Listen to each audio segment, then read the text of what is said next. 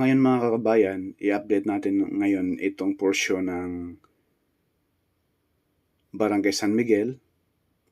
At pagkatapos, lipat tayo rito sa mismong Barangay Santa Maria, San Pablo City, Laguna, no? Atin pong tingnan kung ano na po ang progress rito sa baba, yung nilatagan ng concrete cement. Ito po yung area na yun, no?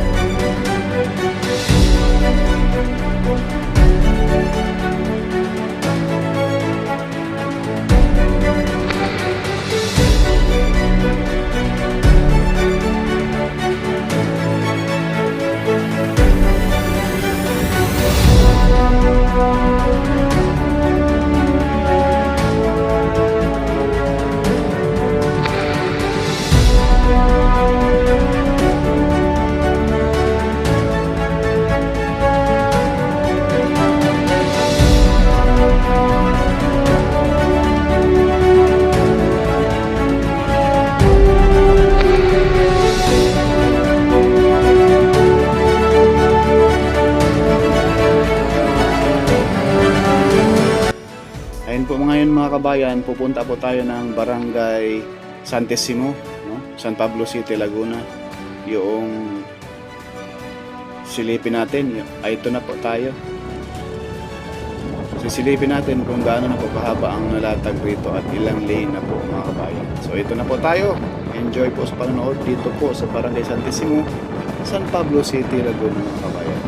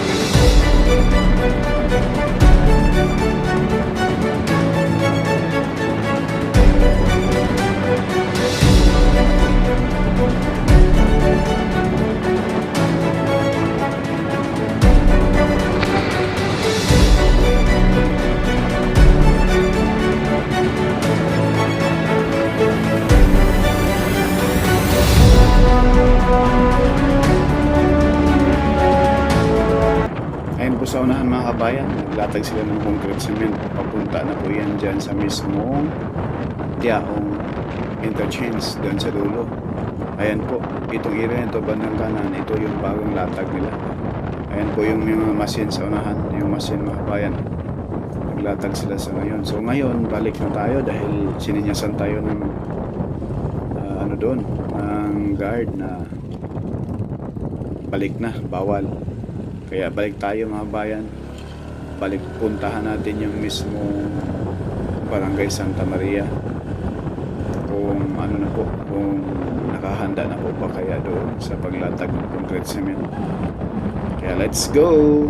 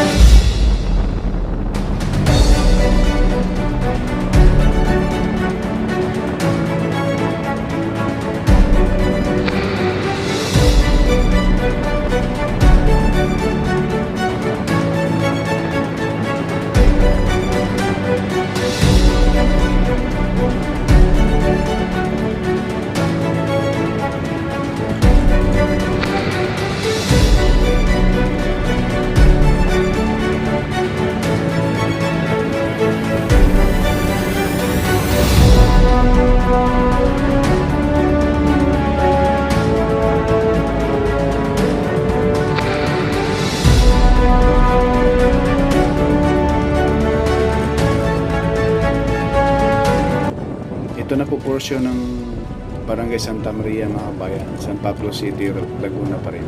So bali halos magkadikit lang din itong mga barangay na ito sa Barangay Santissimo. Sakop pa rin yung mga barangay na ito sa San Pablo City. Ang pinaka-last na barangay rito sa San Pablo City mga kabayan na nakadikit sa Tiaong, itong Santissimo. Ayan po, tuloy-tuloy yung gawa nila sa ngayon kahit maambon. Ayan, dito sa area ng mga kabayan, talagang ready na po ito sa paglatag ng concrete cement. Ayan po, sasilayan po natin. May mga marker na silang nilagay. Sana kung dalawang machine sana, iba yung papuntang Tiaong interchange at iba rin kung yung papunta rito sa mismong portion ng papuntang Barangay Soledad, no? Itong irang ito na po yung mismong Santa Maria. Diyan sa pinakadulo, yung pinaliparan natin ng drone, yun na yung puntang Barangay Soledad at yung mismong crossing ng Alamina San Pablo Bypass Road na doon sa dulo magkaroon ng tulay. Dahil yung bypass road dyan, Alamino San Pablo ay napakalapad rin, parang expressway. May 2x2 lane, no? At may pedestrian lane, may bike lane pa. Saan ka pa? Sana po ay ma-action ni Pangulong Marcos, mapabilis yung paggawa doon. Kasi medyo ano po, alam nyo na mga kabayan, minsan tayo mga Pilipino ay patay oras tayo magtrabaho. Ayan po yung dulo mga bayan. Masasilayan natin rito mga bayan na kita nyo naman yung sobrang kinis na po yung buhangin rito. Sobrang, ayan po sa gilid ay tinubuan na po ng mga damo. Halos yung mga damo ay gumagapang na papunta rito sa alignment ng expressway. Ayan yung segmental box girder sa dulo mga kabayan. Hanggang dito lang muna ang ating latest update rito sa SLEX Toll Road 4 mga bayan. Maraming salamat. Borka Studio hindi sikat pero nag-aabot ng balitang tapat. Shout out po kay Ma'am Ami Campbell, Ma'am Lisa to.